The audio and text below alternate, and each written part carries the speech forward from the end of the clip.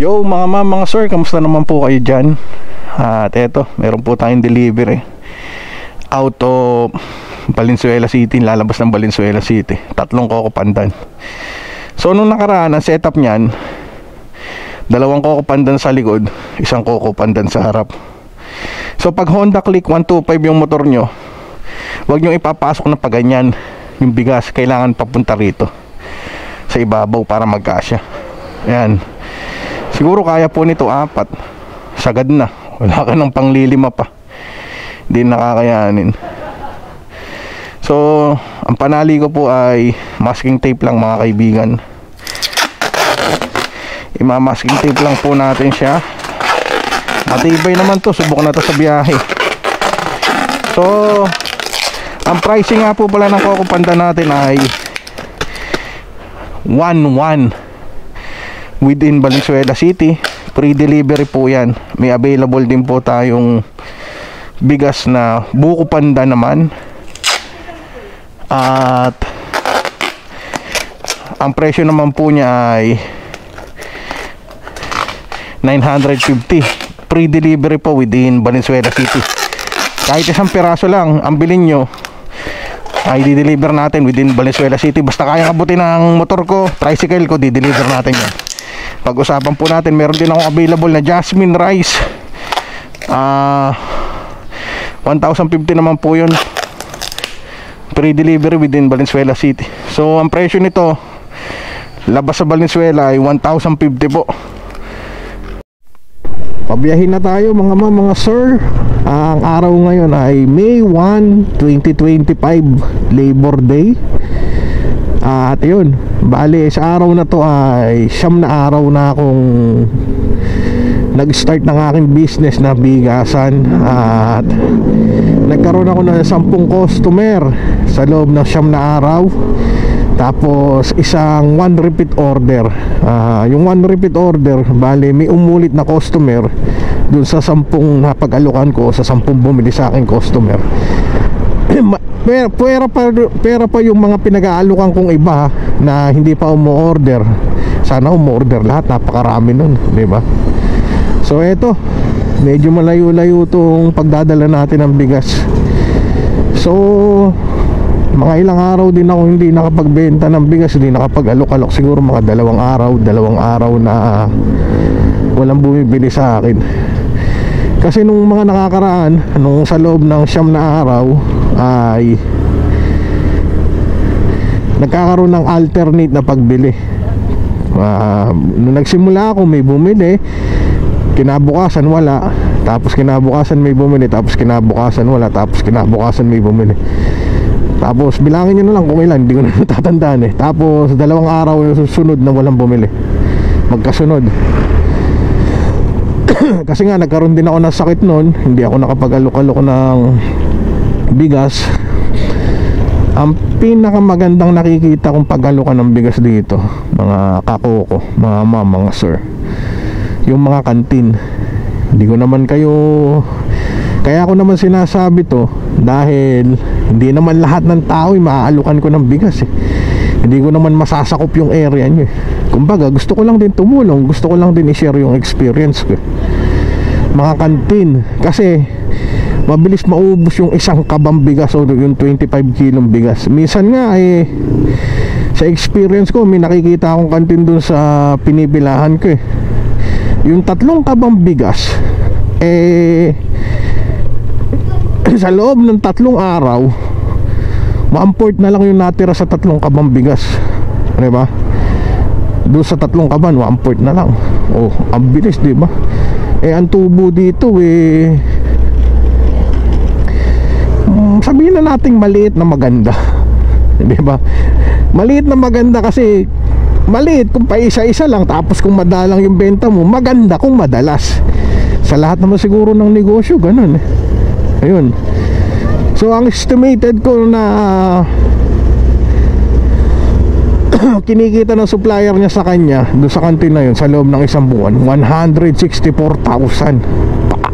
Passive income yun, ha? Net na yun, net 164,000 sa loob ng 1 taon na tubo sa pagbibigasan. isang taon delivery. Kung ano yun kung sustain na ganun lagi yun, Mindanao Avenue na tayo mga ma'am, mga sir, 303 na. So ikukwento ko lang sa inyo kung bakit naisipan kong magbigasan. So meron kami pala, dalawa kami. Meron kaming 3,000 sa bulsa ng asawa ko. At yung 3,000 na yun inilalaan nga namin sa therapy nung anak ko. Tapos isang araw, April 21, nakahiga ako sa tricycle ko, nanonood ako ng TikTok. Nakakita ako ng mga nagdi-discuss ng bigas. Ayun, tapos bigas. Puro bigas yung sinasabi nila. Sa haba ng sinabi nila, wala ako naintindihan. So ang pumasok lang sa isip ko, bigas. Tapos pumunta sa Bukawi, magtanong-tanong ng bigas, kung magkano yung bigas. Tapos silipin ko rin yung presyo, kung magkano yung bigas doon sa lugar ko, sa palengke, kung magkano bentahan. Pumunta na ako ng Bukawi nung madaling araw. Dala-dala ko yung tricycle ko, kasama ko yung mag-ina ko, si Sophia, tapos yung asawa ko. Ayun, nagtanong ako ng presyo ng bigas. Tapos yung bigas na ginagamit namin, tinanong ko sa asawa ko yung bigas na kinakain namin, kung ano. Sabi ko okay naman yung bigas natin, quality naman, hindi naman tayo mapapahiya sa tao kung ito man yung benta natin. At kung medyo naman mahal, makakain din naman natin. So ayun, nagtanong kami. Kinabukasan noon, April 22, nagpakuha ako ng order. Kumuha ako ng order dun sa mga tao. Ayun na, siguro nakailang order din ako. Hindi ko na matandaan kung nakailang order ako. Tapos ayun na, nagsimula na yung pagbibigasan namin. At eto nga, nagbi-build pa lang kami ng customer. Yun ang una ko naisip, mag-build muna ng customer. Kasi yun naman talaga kailangan, mag-build ka ng customer. Kasi customer yung magbibigay sa'yo ng pera. So walang sistema, sa madalit sabi. Kumbaga naisipan ko lang, basta kailangan lang makapagbuo muna ng customer.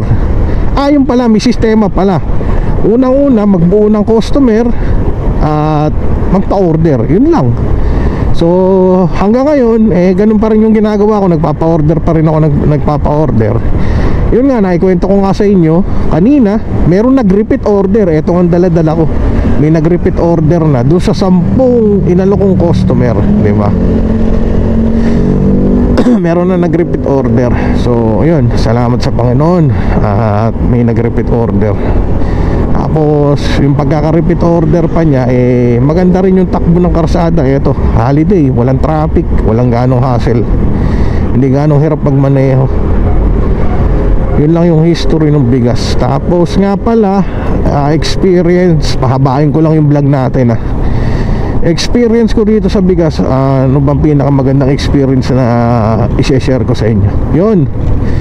So kapag gusto nyo magsimula ng bigasan, ay magpakuha muna kayo ng order. Order lang muna, wag muna kayong bibili ng bigas Kumuha muna kayo ng order, tingnan nyo, tanong nyo kung ano yung bigas na ginagamit nila. Tapos kung magkano yung bigas na ginagamit nila. So unang-unang aalukin, mga kaibigan. Tapos sumunod, stranger. Yun yung experience ko. Tapos doon sa stranger, wag kayo kagad matutuwa o ma-overwhelm kapag merong umorder sa inyo na ganito. Halimbawa sa kantin.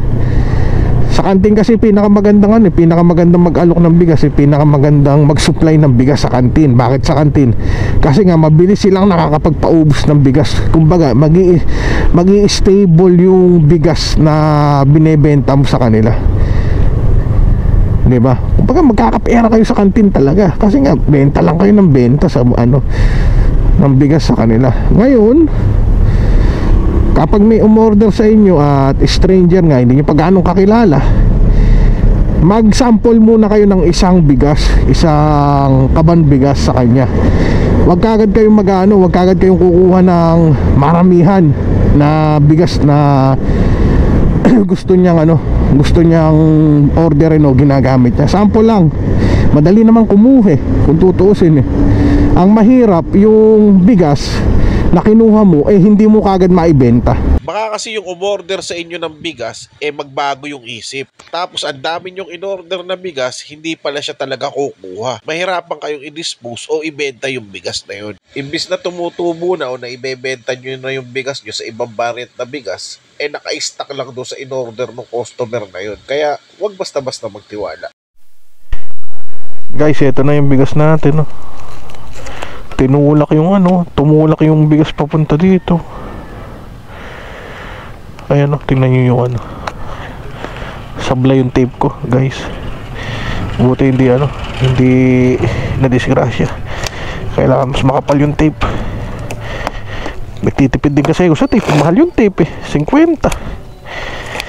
Pero kung madidisgrasya, ba't ka magtitipid, diba?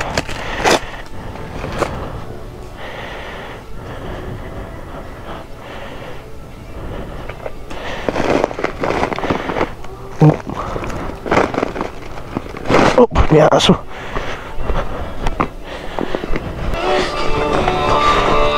Oh.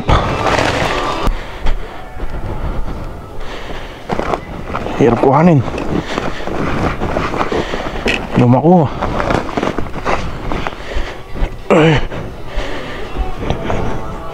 Dito. Hirap magbuhat.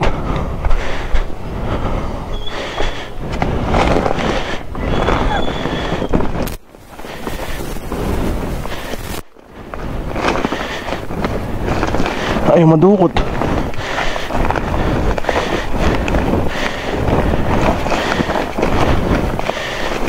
Ayun.